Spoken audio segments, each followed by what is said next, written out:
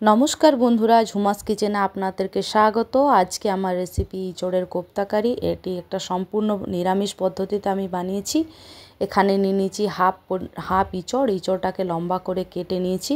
এবার একটা প্রেসার কুকারে নিয়েছি জলে ওই লম্বা করে কেটে রাখা ইঁচড়গুলো দিয়ে দেবো পরিমাণ মতো লবণ ও হলুদের গুঁড়ো। হলুদের গুঁড়ো দিয়ে প্রেসার কুকারটা ঢাকনা লাগিয়ে গ্যাসে 5টা সিটি দিয়ে দেবো, যাতে ইঁচড়টা খুব ভালো করে সেদ্ধ হয়।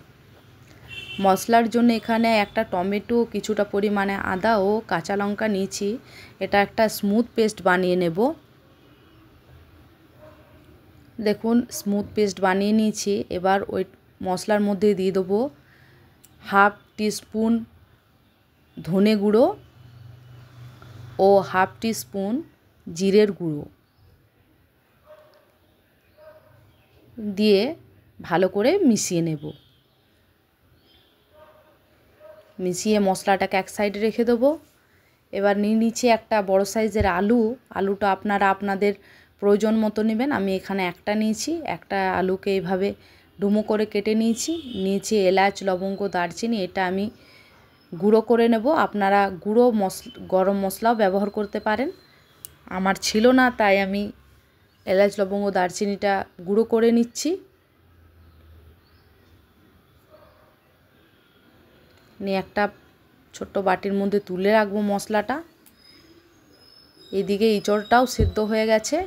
এবার ইঁচড়টাকে একটা পাত্রে ঢেলে ঠান্ডা করতে দেব। অনেকটা ঠান্ডা হয়ে গেছে। এবার একটা ম্যাশারের সাহায্যে ইঁচড়টাকে খুব ভালো করে ম্যাশ করে নেব।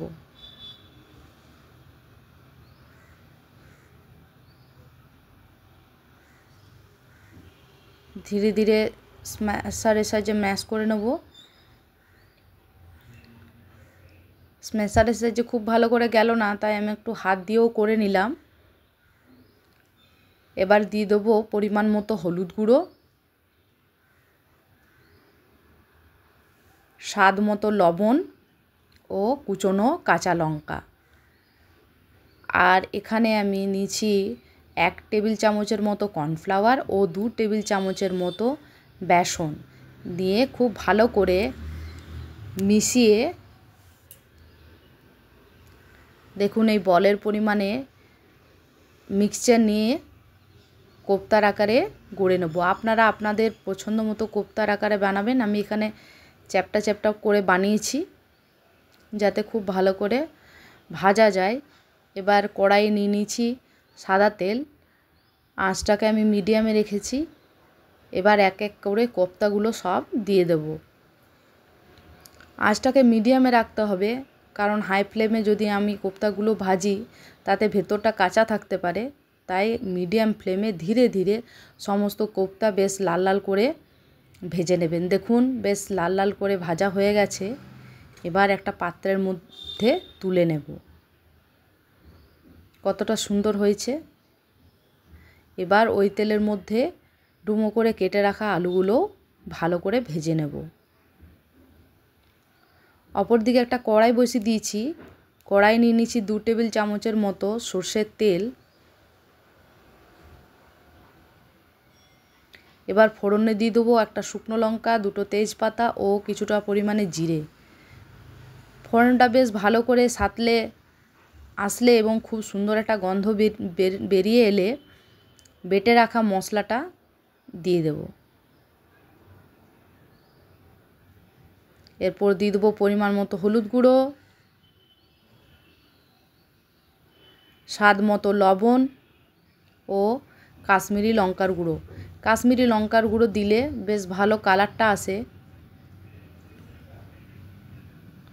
নিয়ে খুব ভালো করে মিশিয়ে নেব। এবার ভেজে রাখা আলুগুলো ওই মশলার মধ্যে দিয়ে দেব, যাতে আলুগুলো সেদ্ধ হয়। আলু দিয়ে খুব ভালো করে মশলাটাকে কষিয়ে নিতে হবে যতক্ষণ না মশলার থেকে তেল ছাড়ছে। দেখুন মশলাটা বেশ ভালো করে কষিয়ে নেওয়া হয়ে গেছে। এবার দিয়ে দেবো 1 বাটি পরিমাণে জল। জলটা 1 বাটি পরিমাণে দিতে হবে, কারণ কোপ্তাতে জলটা অনেকটা টেনে নেয়। এবার 2 মিনিটের জন্য ঢাকা দিয়ে দেবো, কারণ আলুটাকে ভাজা হয়েছিল, আলুটা সেদ্ধ হয়ে যাবে, তাই বেশিক্ষণ সেদ্ধ করার দরকার নেই। ঢাকা খুলে দেখুন বেশ ভালো করে সব কিছু মিশে গেছে। এবার কোপ্তাগুলো দিয়ে দেবো।